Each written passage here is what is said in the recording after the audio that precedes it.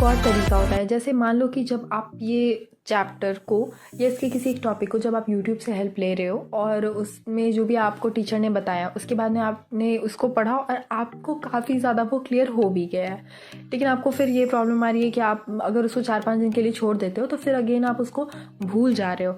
तो उसके लिए एक चीज़ जो मैंने पर्सनली की थी वो ये था कि जैसे मान लेते कि अभी ब्रायोफाइट है, टेरिडोफाइट है, तो इसके बारे में मैंने एक बार पढ़ा, उसके बाद में जितना भी मेरे को समझ में आया है तो उसको मैंने रिकॉर्ड करके अपने फ़ोन में ऑडियो के फॉर्म में सेव कर लिया था।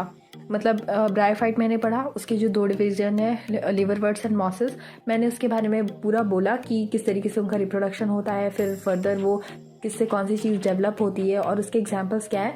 मैंने ये ऑडियो रिकॉर्ड किया एंड 2 से 3 मिनट का होगा या फिर मैक्सिमम 5 मिनट का ऑडियो होगा, उसको आपको बोल लेना है और उसके बाद में उसको सेव कर लेना है। क्योंकि कितनी बार होता है कि आप नोट को नहीं देख पाते हो, जो भी आपने शॉर्ट नोट्स तैयार किए आप उसको नहीं रिवाइज कर पा रहे हो या फिर आपने कहीं रख दिया है, आप वेट कर रहे हो कि कभी एक टाइम पे उसको निकाल के रिवाइज करना है। बट अगर फ़ोन तो आपके पास हमेशा ही होता है, तो आपको क्या करना है कि अपने जो भी रिकॉर्डिंग है उसमें आपने जो भी सेव किया है उसको एक बार आप प्ले कर लो, तो वो भी बहुत ज़्यादा हेल्पफुल होता है, जो कि मैंने पर्सनली किया है, इसलिए मैं आपको ये मतलब आपके साथ शेयर कर रही हूँ। और मैं इस वीडियो में ये चैप्टर पढ़ाने नहीं वाली हूँ, तो आई एम सॉरी अगर आपको ऐसा लग रहा है। तो मुझसे ये पूछा गया था कि इस चैप्टर को पढ़ने के लिए जो बेस्ट अप्रोच हो वो मैं बताऊँ, तो मैंने वो कोशिश की है, लेकिन 1-2 चीज़ें मैं ऐड करना चाहूँगी इस बुक में, तो आप प्लीज़ देखिए इस बुक को। जहाँ हमारा plant kingdom which is chapter 3। तो जैसे कि आप ये फर्स्ट पैराग्राफ में देख रहे हो कि इसमें आपको प्रीवियस चैप्टर से रिलेटेड ये चीज़ें बताई गई, ठीक है। उसमें कुछ थोड़ा बहुत डिस्कशन हो गया है, तो आप यहाँ पे देख सकते हो कि मैंने यहाँ पे कुछ भी हाईलाइट नहीं किया है और मैंने यहाँ से हाईलाइट करना स्टार्ट किया है क्योंकि मेरे को यहाँ पर ही इंपॉर्टेंट चीज़ें मिली थी। तो आप यहाँ पे देख सकते हो कि एक चीज़ें दी गई है कि अर्लियर सिस्टम ऑफ क्लासिफिकेशन जो दिया था वो लिनियस ने दिया था और वो सिस्टम आर्टिफिशियल था। वो किन चीज़ों पर बेस्ड था? Habit, colour, number and shape of leaves पर। हाईलाइट करने का तो एक अलग ही प्रॉफिट होता है, जो कि मैंने अपने प्रीवियस वीडियो में आपसे शेयर किया है। और अगर आपने वो वीडियो नहीं देखा है जिसमें मैंने आपको अपनी बुक हाईलाइट करने के बारे में बताया था, तो प्लीज़ उस वीडियो को देखिए, मैं डिस्क्रिप्शन में उसका लिंक दे दूँगी। तो आप देखिए जब यहाँ पर ये चीज़ हाईलाइटेड है तो कितना ईजी है इस पूरे पैराग्राफ को एक बार में पढ़ना। जैसे मैंने बता दिया हाईलाइटेड चीज़ों को देखिए, like Linnaeus, artificial system and the basis जिस पर इस चीज़ों को क्लासीफाई किया गया था। तो आप ऑलवेज़ ट्राई करो कि आपको चीज़ें हाईलाइट करती जानी। उसके बाद नेक्स्ट पेज में हम देख लेते हैं कि यहाँ पर phylogenetic classification system, numerical taxonomy, cytotaxonomy and कीमोटैक्सोनॉमी के बारे में बताया गया है, जिससे क्वेश्चन हमेशा ही पूछे जाते हैं। तो आप ये ट्राई करो कि इसके शॉर्ट नोट्स बनाते जाओ। जैसे आप इन स्टिकी नोट पैड को ले लो और इस पर आप सबको नोट डाउन करते जाओ।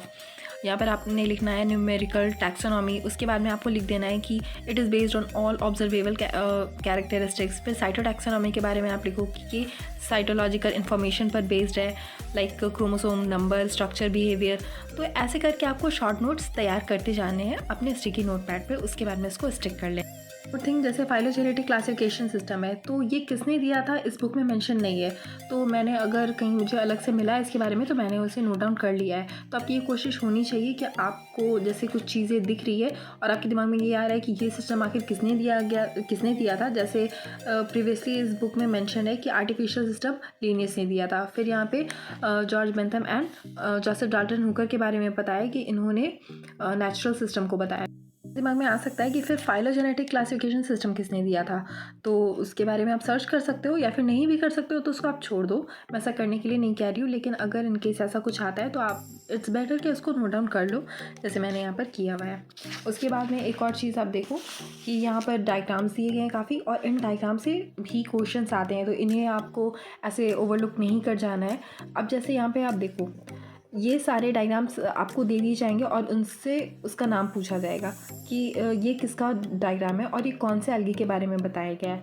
अब जैसे यहाँ पे एयर ब्लैडर इस पर्टिकुलर एल्गी के बारे में दिया गया है। ये चैप्टर पढ़ोगे तो कहीं पर भी ऐसा नहीं लिखा गया है कि एयर ब्लैडर इसमें प्रेजेंट है, या ये सिर्फ डायग्राम में ही मेंशन किया गया है कि ये पर्टिकुलर एल्गी फ्यूकस है और इसमें एयर ब्लैडर प्रेजेंट होते हैं। तो ऐसे भी क्वेश्चन आ सकता है कि air bladder is present in, इसमें ये तीनों के एग्जांपल दे दिए जाएंगे, लैमिनेरिया, फ्यूकस एंड डिक्टियोटा, और आपको बताना है इसका आंसर। तो एक बार आप सोच सकते हो कि ऐसा कहीं स्टेटमेंट में तो कहीं पर भी नहीं था, लेकिन ये क्वेश्चन डायग्राम से इस फॉर्म में आता है।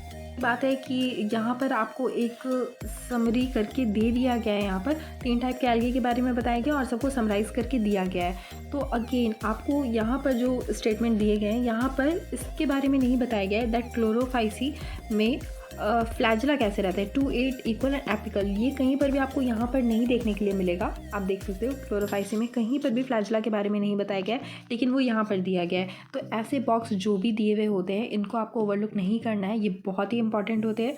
इसलिए आप ट्राई करो कि इसको तो आपको अच्छे से देख लेना है कि आपसे कोई भी जो भी इंफॉर्मेशन है वो मिस ना हो। इस पर्टिकुलर चैप्टर में तो डायग्राम से काफ़ी ज़्यादा क्वेश्चंस आते हैं। जैसे ये आप एक पर्टिकुलर एग्जांपल ले लो, तो ये फेनेरिया का एग्जांपल है का डायग्राम है। तो आप यहाँ पर देख रहे हो कि ऊपर में स्पोरोफाइट पार्ट है और नीचे में गैमेटोफाइट है। तो ऐसा आपको ऑप्शन करके दे दिया जाएगा कि इसमें से कौन सा करेक्ट डायग्राम है। स्पोरोफाइट एक बार ऊपर रहेगा और एक ऐसा डायग्राम दे देंगे जिसमें स्पोरोफाइट नीचे रहेगा, तो आपको उसमें से बताना है। और एक और एग्जांपल यहाँ पे मर्केंशिया जो कि एक लिवरवर्ट्स होता है। तो आप यहाँ पे देख सकते हो एक जो ये फीमेल थैलस है और ये एक मेल थैलस है। तो इसमें डिफरेंस कहाँ से आ रहे हैं, इसका आप टॉप देखो, यहाँ पर इसका टॉप देखो आप और यहाँ पर इसका टॉप देखो, इसकी वजह से इन दोनों में डिफरेंस आ रहे हैं। तो ऐसे छोटी छोटी चीज़ों को ऑब्जर्व करते जाना है और इनको याद करना है। चीज़ जैसे मर्केंशिया के बारे में यहाँ पे डायग्राम्स दिया गया है और यहाँ नीचे में बताया गया है दैट लिवरवर्ट मर्केंशिया, ठीक है। लेकिन जब ये आपको लिवरवर्ट्स पढ़ाया गया है तो यहाँ कहीं पर भी एग्जाम्पल में इसको मेंशन नहीं किया गया है। मैं दिखा देती हूँ, यहाँ पर देखिए कहीं पर भी एग्जाम्पल में मर्केंशिया को नहीं दिखाया गया है। तो आपको क्या करना है कि आप कहीं भूल ना जाओ कि आपने जब यहाँ पर देखा तो आपको याद था, लेकिन आप जब पढ़ने लगे यहाँ पे आगे उसके बाद में आप भूल गए। तो आप एक काम करो कि यहाँ पर आप एग्जाम्पल करके इसको नोट डाउन कर लो कि मर्केंशिया इसका ही एग्जाम्पल है। जैसे मॉसेस में तो इसको दिया गया है, like common examples of mosses are this, but इसमें नहीं है तो आप यहाँ पर भी लिख सकते हैं। और उसके बाद में फिर टेरिडोफाइट्स, इसके भी डायग्राम्स है और इनसे भी क्वेश्चंस आते हैं। फिर ये रहा जिम्नोस्पर्म्स। मुझे तो पर्सनली ये बहुत ज़्यादा टिपिकल लगता था, तो मैंने इसे यूट्यूब की हेल्प से ही इसे पढ़ा था। तो आपको भी मैं डिस्क्रिप्शन में लिंक दे रही हूँ, प्लीज़ आप उस लिंक के थ्रू आप जाओ और फिर वो वीडियो देखो। एंड आई होप कि आपको फिर काफ़ी ईजी लगने लगे ये चैप्टर। तो मैंने तो अपनी तरफ से पूरी कोशिश की है आपकी हेल्प करने की, एंड आई होप कि आपको इससे काफ़ी ज़्यादा बेनिफिट मिले। तो जब आपका एक बार ये चैप्टर कंप्लीट हो जाता है तो उसके बाद में आपकी कोशिश होनी चाहिए कि आप पास्ट 14 ईयर्स के पेपर को लो और इस पर्टिकुलर चैप्टर के क्वेश्चन को एक बार सॉल्व करने के लिए बैठो कि आपके दिमाग में जो भी आपने पढ़ा है वो दिमाग में है या नहीं है, या फिर आपको एक बार पता लग जाना चाहिए कि किस तरीके से क्वेश्चंस पूछे जाते हैं। उसके बाद में क्या होता है कि वो चैप्टर और ज़्यादा अच्छे से समझ में आने लगता है। जैसे कि अभी मैंने आपको ऑलरेडी बताया कि डायग्राम से कैसे क्वेश्चन आते हैं। तो हो सकता है जब आप एक बार पढ़ रहे हो तो आपको नहीं पता हो कि अच्छा ऐसे भी क्वेश्चन आ सकते हैं क्या, लेकिन जब एक बार आप क्वेश्चन एक्चुअल में देख लोगे कि ऐसा क्वेश्चन पूछा गया है तो उसके बाद में आप ज़्यादा ऑब्जर्व करने लगते हो। तो इट्स ऑलवेज बेटर कि जैसे ही आपका ये चैप्टर कंप्लीट होता है तो आपको पास्ट 14 ईयर्स के पेपर को एक बार सॉल्व करना है। नहीं भी सॉल्व करना है तो आप एक बार देखो कि क्वेश्चन किस टाइप से पूछे जाते हैं एक पर्टिकुलर चैप्टर से या किसी डायग्राम से। और एंड में मैं चीज़ों को समराइज़ कर देती हूँ कि आपको इस चैप्टर को पहले तो थॉरली रीड करना है, ये आपकी कोशिश होनी चाहिए। उसके बाद में अगर आपको एक बार पढ़ने के बाद में थोड़ा फ्रेंडली लगता है तो आप एक बार और पढ़ो, एंड आई होप कि तब तक वो चीज़ें समझ में आने लगेंगी। लेकिन अगर काफ़ी टाइम पढ़ने के बाद भी अगर एक चैप्टर क्लियर नहीं हो रहा है, उसमें दी गई थ्योरीज आपको नहीं समझ आ रही है, तो मैंने जो लिंक दे रखा है डिस्क्रिप्शन में, आप उसके थ्रू जाके यूट्यूब पर वीडियो देख सकते हो। और उसके बाद में आपको शॉर्ट नोट्स तो डेफिनेटली बनाने हैं। प्लीज़ इस पार्ट को बिल्कुल भी स्किप मत करना। मैं पर्सनली मैंने इस चीज़ को फेस किया है, ये मतलब मैंने एक्सपीरियंस किया है कि क्या इंपॉर्टेंस होती है शॉर्ट नोट्स की। इससे मैं आपको रिकमेंड करूँगी कि आपको शॉर्ट नोट्स बनाने ही है।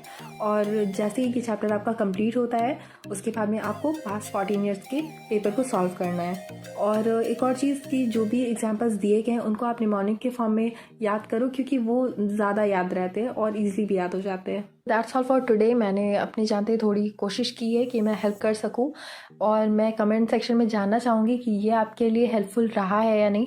तो प्लीज़ आप मुझे कमेंट करके बताओ। अगर नहीं हुआ है, नहीं इससे आपकी प्रॉब्लम सॉल्व हो रही है, तो मैं फर्दर और हेल्प करने की कोशिश करूँगी। बट आई होप कि इतना आपके लिए मोर दैन इनफ है। आप एक बार ट्राई करो इस फॉर्मेट पे पढ़ना। सिर्फ यही चैप्टर नहीं बल्कि मैं सारे चैप्टर के लिए ये बात कह सकती हूँ, ये कॉमन चीज़ें हैं जो आपके लिए एप्लीकेबल है हर एक चैप्टर के लिए। तो इसलिए पहली चीज़ तो ये है कि आपको पैनिक नहीं होना है, क्योंकि बायोलॉजी बहुत टफ है, क्योंकि इसमें बहुत सारी चीज़ें याद करनी होती है और सबके लिए ईजी नहीं होता है याद करना। तो इसलिए डोंट पैनिक टू मच और हैव पेशेंस, आपको टाइम के साथ में चीज़ें समझ में आने लगेगी। और नेक्स्ट कौन से टॉपिक पे आप वीडियो देखना चाहते हैं प्लीज़ कमेंट सेक्शन में मेंशन कीजिए, क्योंकि कमेंट सेक्शन में जब मैं आपका कमेंट देखती हूँ तो मेरा खुद का कॉन्फिडेंस काफ़ी बूस्टअप होता है और मुझे सेल्फ मोटिवेशन मिलता है कि मैं और ज़्यादा वीडियोस बनाऊँ और आप लोगों तक पहुँचाऊँ। इसलिए प्लीज़ मुझे कमेंट करके बताया कीजिए कि आपको ये वीडियो कैसी लगी, आपके लिए हेल्पफुल थी या नहीं, और नेक्स्ट कौन से टॉपिक पर आप वीडियो देखना चाहेंगे आप इसे भी कमेंट कर सकते हैं। और जो भी नीट एस्पिरेंट्स को आप जानते हैं उनके साथ आप ये वीडियो शेयर कीजिए और प्लीज़ इस चैनल को सब्सक्राइब कीजिए ताकि आपसे कोई भी वीडियो मिस ना हो।